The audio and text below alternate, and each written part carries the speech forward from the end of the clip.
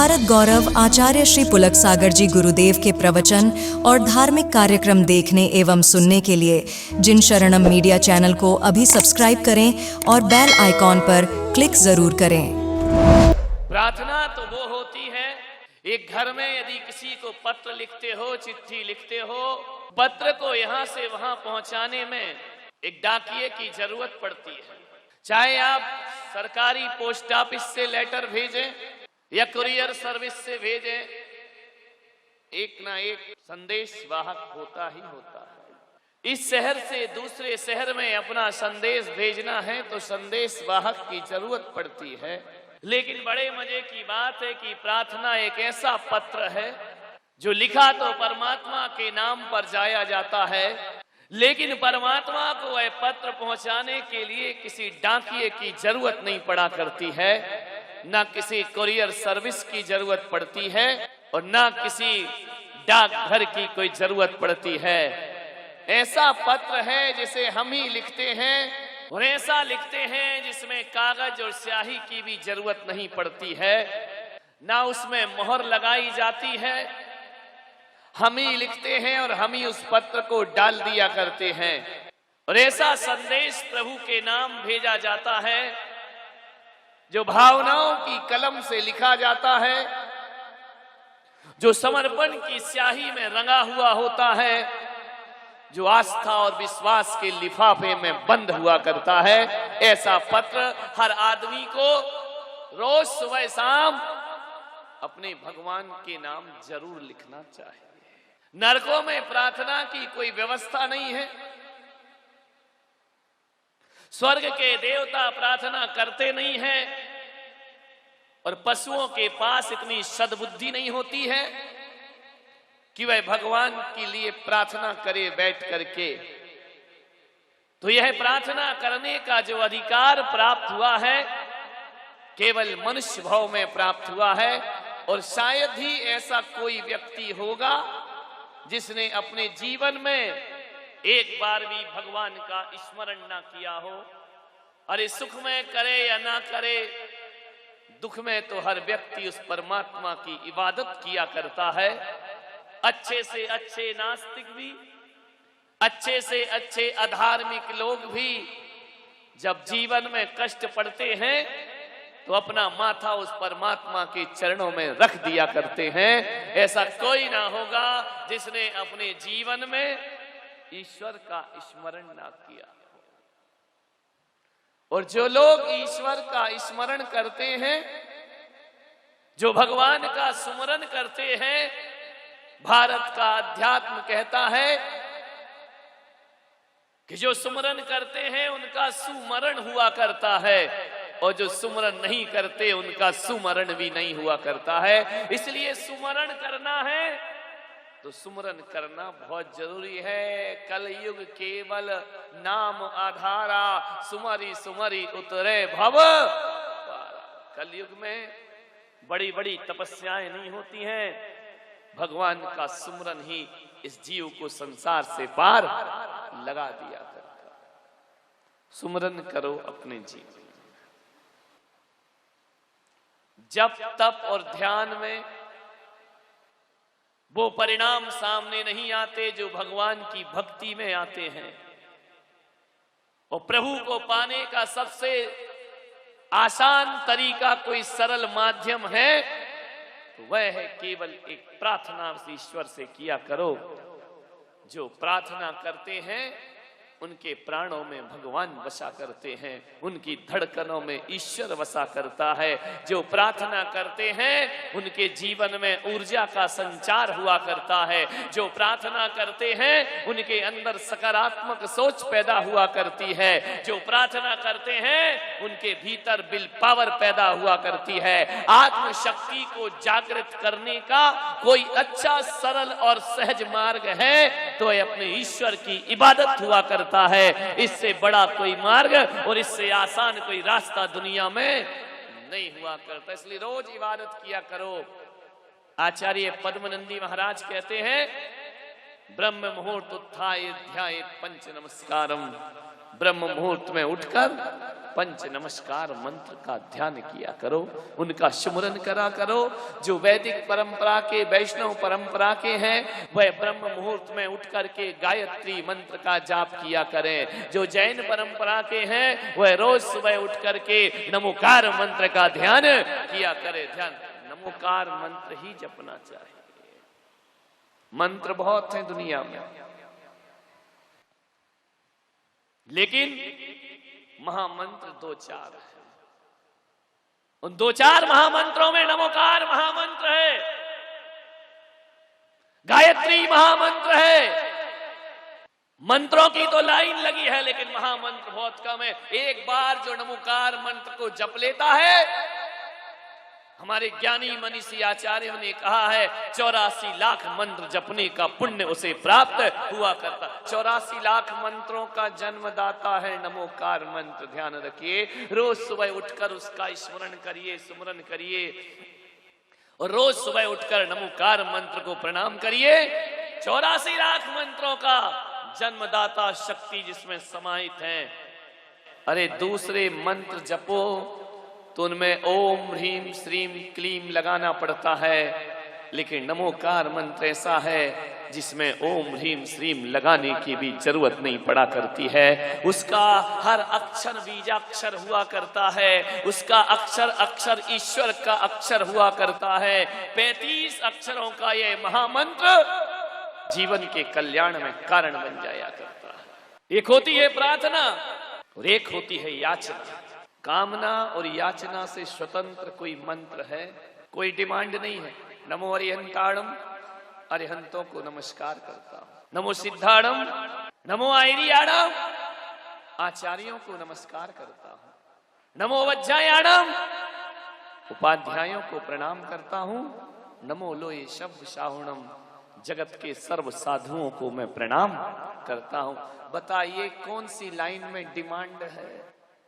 किस लाइन में कहा कि मुझे ये चाहिए, मुझे वो चाहिए? किस लाइन में कहा कि मेरे ये दुख दूर करो? नहीं, केवल उस ईश्वरीय शक्तियों को प्रणाम किया गया है। तो कामना और याचना से कोई स्वतंत्र मंत्र है तो वह दुनिया में केवल नमोकार मंत्र हुआ करता है, जिसमें कुछ भी नहीं मांगा जाता है, कोई याचना नहीं की जाती है, कोई डिमांड नहीं है, कोई आकांक्षा नहीं है, केवल प्रणाम है, अहोभाव से भरा हुआ है। हे ईश्वर, जो भी है मैं तुझे प्रणाम करता हूं। ध्यान रखिए, केवल प्रणाम है, केवल वंदना है, ना कोई डिमांड, ना कोई याचना। ये नमोकार मंत्र याचक नहीं बनाता। ध्यान रखना, दो चीजें होती हैं, एक प्रार्थना होती है, एक याचना होती है। प्रार्थना और याचना में इतना ही अंतर होता है कि जो प्रार्थना होती है वह पुजारी किया करते हैं, वो जो याचना होती है वो भिखारी किया करते हैं। ध्यान रखना, याचक भिखारी को कहा है और प्रार्थना जो करता है वह पुजारी होता है। प्रार्थना और याचना में इतना अंतर है कि प्रार्थना कहती है और याचना कहती है। याचना का तो याचक यही कहता है कि हे ईश्वर, जो तूने छोड़ा है वह मुझे मिल जाए, ये याचना है। ईश्वर ने धन धान संसार छोड़ा, वह सब मैं बटोर लूं, ये याचना हुआ करती है। अरे ईश्वर ने जो छोड़ा है वह मांगना याचना है, और ईश्वर ने जो पाया है वह मांगना प्रार्थना हुआ करती है। हे परमात्मा, जो तुझे मिला है वो मुझे प्राप्त हो जाए, जो तूने छोड़ा है वह मुझे प्राप्त ना हो। यदि वह प्राप्त करोगे तो याचक बनकर के जिंदगी गुजारते रहोगे। प्रार्थना करो। हर धर्म में प्रार्थना के लिए कहा है, याचना के लिए आदेश नहीं किया है। एक आए व्यक्ति बोले, महाराज मेरे घर का वास्तु गड़बड़ है, मेरे घर में कलह होता है, व्यापार नहीं चलता है, ऐसा लगता है कि मेरे घर में नजर लग गई हो, मेरे घर में किसी की बुरी निगाह पड़ी है, ऐसा लगता है किसी का साया मंडरा रहा हो, ना जाने किन किन भ्रांतियों में आदमी जीता है। बोले आप कोई उपाय बताएं। मैंने कहा मेरे पास तो ज्यादा उपाय नहीं है, लेकिन मेरा विश्वास, अटूट विश्वास यदि किसी पर है तो नमोकार मंत्र पर मेरा अटूट विश्वास है। मैंने कहा नमोकार मंत्र का जाप करो। ऐसा मुंह बनाया आदमी ने जैसे नीम का काढ़ा पिला दिया हो। बोले ये तो बचपन से जपते आ रहा हूं, कोई फर्क नहीं पड़ता। ध्यान रखना, जब कोई मंत्र हमारी आदत बन जाता है तो फिर उसमें मन नहीं लगा करता है। आदमी को नया नया मंत्र चाहिए, आदमी को नई नई स्तुति चाहिए, आदमी को नए नए भगवान चाहिए, नए नए गुरु चाहिए।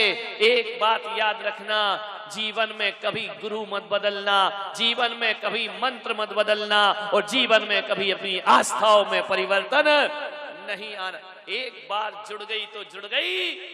ध्यान रखना, ये जो बार बार माला मंत्र और गुरु बदलते हैं, इनके जीवन में कभी भी सार्थकता नहीं होती। तुम तो ऐसे हो गए कि राम जी ने नहीं सुनी तो श्याम जी की पूजा शुरू हो गई, श्याम जी ने नहीं सुना तो विष्णु भगवान को पकड़ लिया, उनने नहीं सुना तो महावीर स्वामी को पकड़ लिया। आए दिन तुम भगवान बदलते रहते हो। एक बात याद रखो, कितने भी नाम बदल लो, शक्ति तो एक होती है और ईश्वर तो एक हुआ करता है। लेकिन आपके नाम बदलने से, आपके भगवान बदलने से भगवान का कुछ नहीं बिगड़ता, तुम्हारी आस्थाएं डामाडोल हो जाया करती है। एक बात स्मरण में रखिए, बताओ आप मुझे 10-10 फीट के 10 गड्ढे खोदोगे, पानी निकलेगा या नहीं निकलेगा? 10-10 फीट के 10 गड्ढे खोदने से मान्यवर पानी नहीं निकलता। मैं पुलक सागर कहता हूं 100 फीट का एक गड्ढा खोदो, पानी जरूर प्राप्त होगा, जरूर निकलेगा।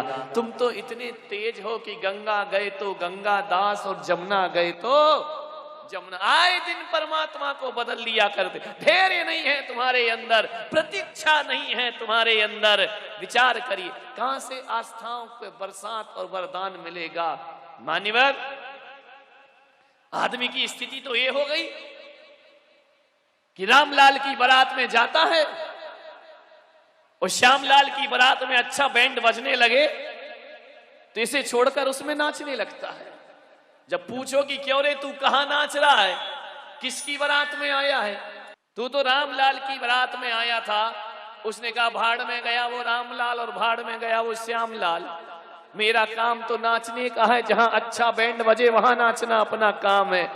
ऐसे भक्तों की कौन फरियाद सुनेगा? विचार करिए। मैंने कहा एक काम करो, और आज से भी कह रहा हूं,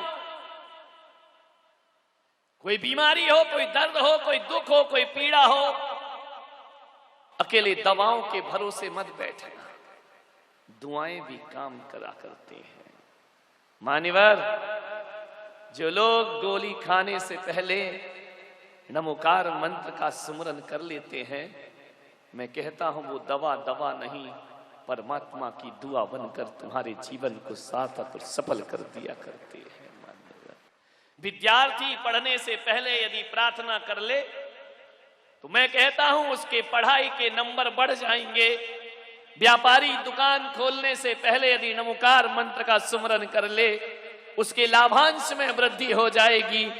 मैं तुमको विश्वास के साथ कहता हूं, यदि कोई उद्योगपति अपने उद्योग शुरू करने से पहले नमोकार मंत्र का सुमरन कर ले, उसके माल की आवक जावक में वृद्धि हो जाया करती है।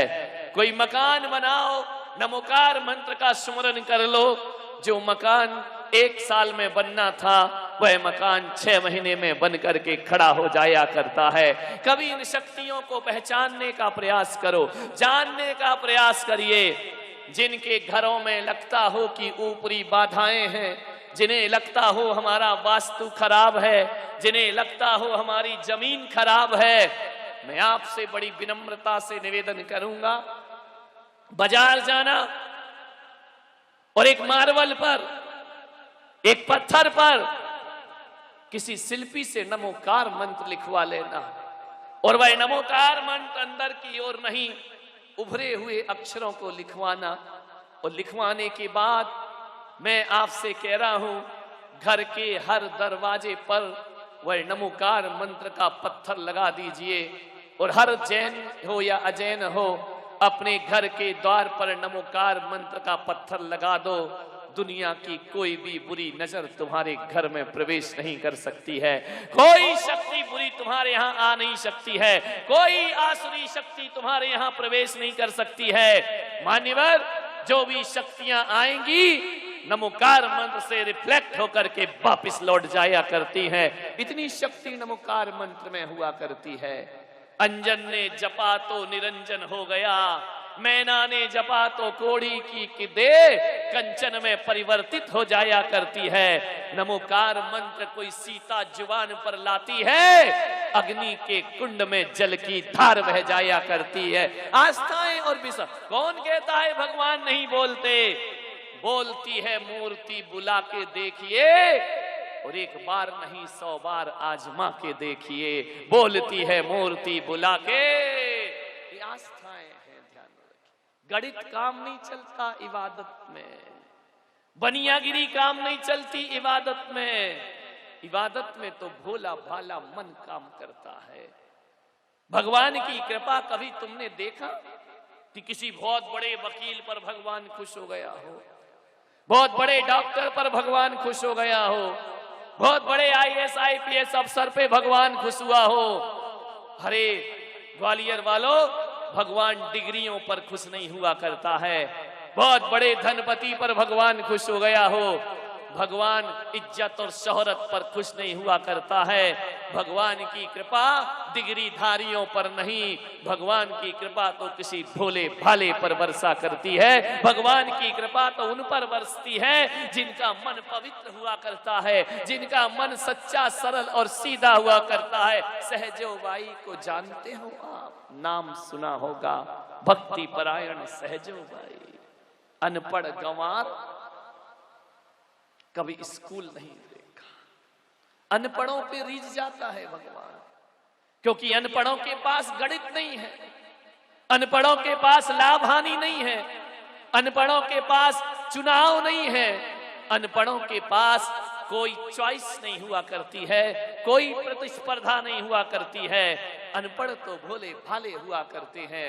और अभी तक मैंने देखा है तो भगवान या तो किसी सूरदास पर रीझता है, भगवान या भोली भाली मीरा पर रीझता है। अभी तक तो इतिहास में यही सुना है, भगवान किसी चंदन वाला का उद्धार कर दिया करते हैं। भगवान जब भी रीझा है भोले भाले और मन की और पवित्र सरलता भरे मन पर। सहजो बाई जंगल जाती, विठल विठल विठल विठल, और कुछ नहीं, रात दिन विठल विठल का ध्यान करती।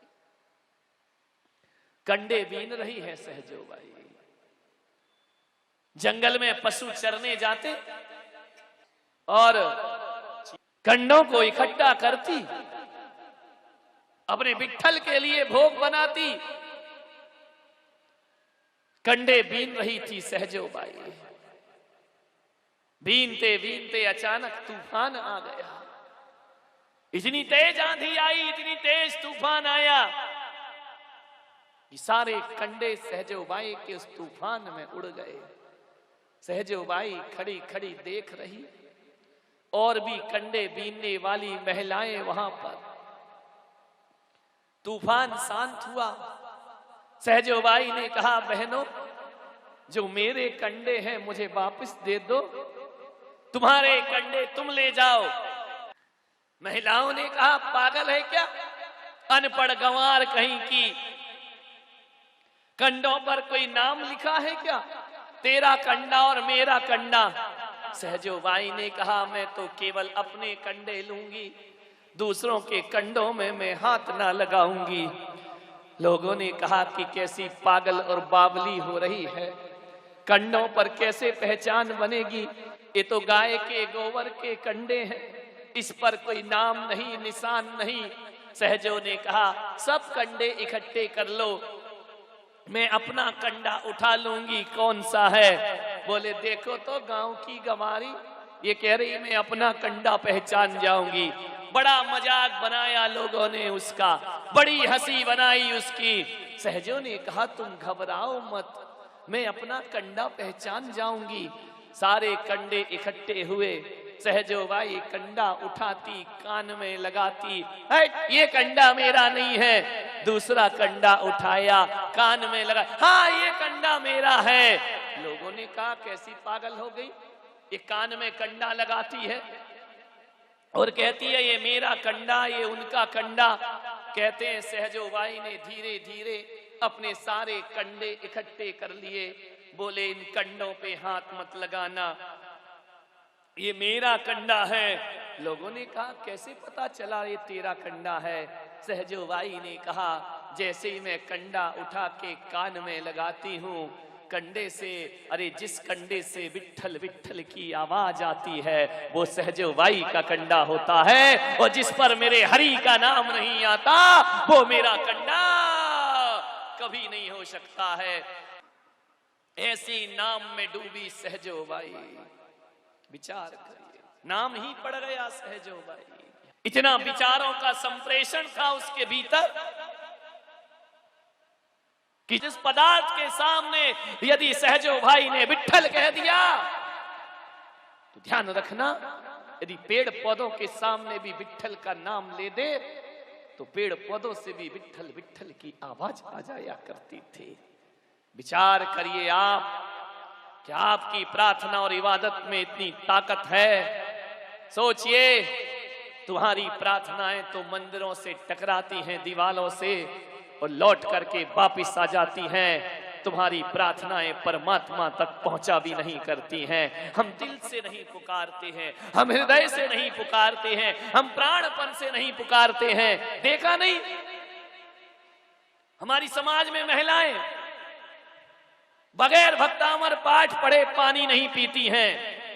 48 काव्य जब तक ना पढ़ ले, और जिन माताओं को पढ़ना लिखना नहीं आता वो दूसरों से भक्तामर पाठ सुनती हैं, फिर भोजन ग्रहण करती हैं। लेकिन एक पढ़ रखा है, रट रखा है, जिंदगी भर भक्तामर पढ़ते हो। जहां तक मैं सोचता हूं कि मानतुंगाचार्य ने जिंदगी भर भक्तामर पाठ नहीं पढ़ा होगा, ना उन्होंने प्रतिदिन उसका पाठ किया होगा। जीवन में एक बार उन्होंने पढ़ा, और एक बार पाठ पढ़ते हैं भक्तामर का, और 48 तालों को तोड़ करके, जंजीर को तोड़कर बाहर खड़े दिखाई दे, जेल की सलाखों को तोड़ दिया करते हैं। एक बार पढ़ करके सुनिए, और आप जिंदगी भर पढ़ते हो। ताले तो छोड़ो, आज घर जाना, दरवाजे बंद करना, कुंडी लगाना और खोलना मत, एक एक काव्य पढ़ना। कुंडी टूटना तो छोड़ो, हिल जाए तो भी समझना कि हमने कोई भक्तामर पाठ, कोई फर्क नहीं पड़ता है। मानतुंगाचार्य ने जो भक्तामर पाठ रचा, वो वही भक्तामर अनुराधा पौडवाल ने गाया। शायद जितना मीठा अनुराधा पौडवाल ने गाया, उतना मीठा कंठ तो शायद मानतुंगाचार्य का भी नहीं होगा।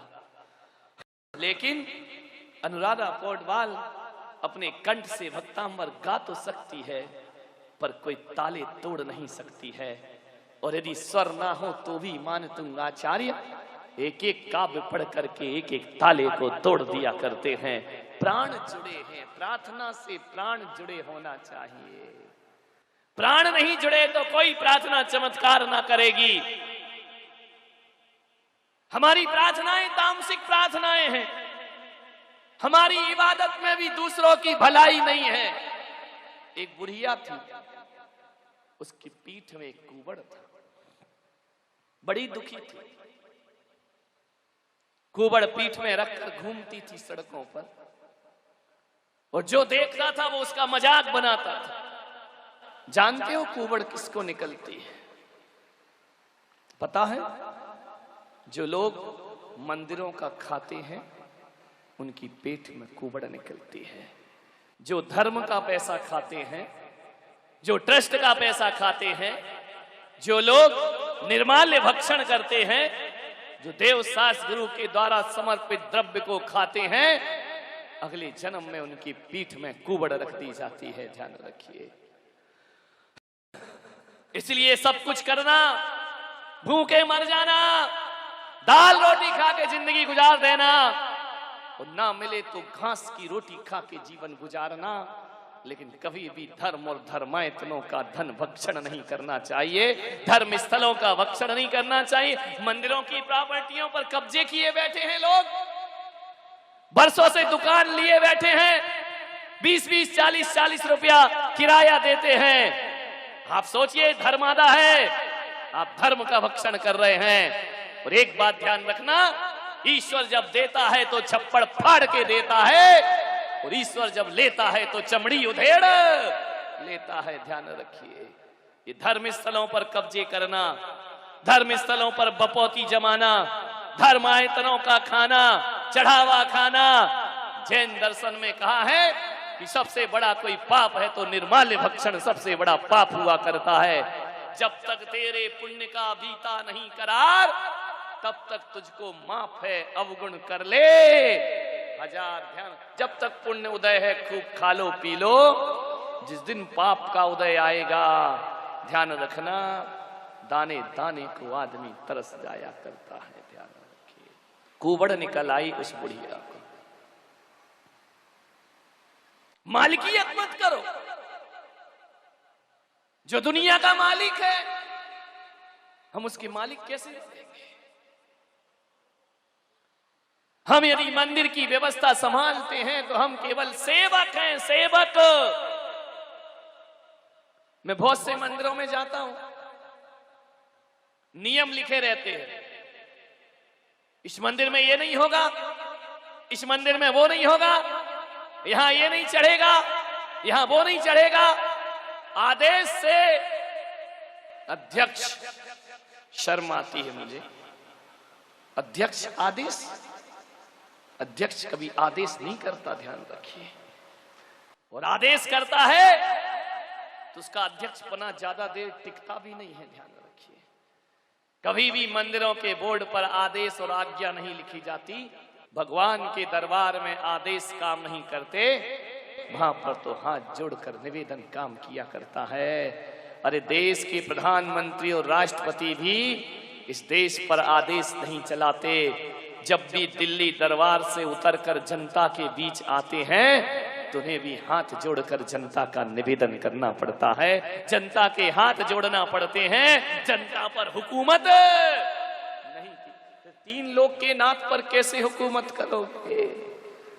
सेवक हैं। सौभाग्यवानो कि ईश्वर ने तुम्हें सेवा करने का मौका प्रदान किया है। ध्यान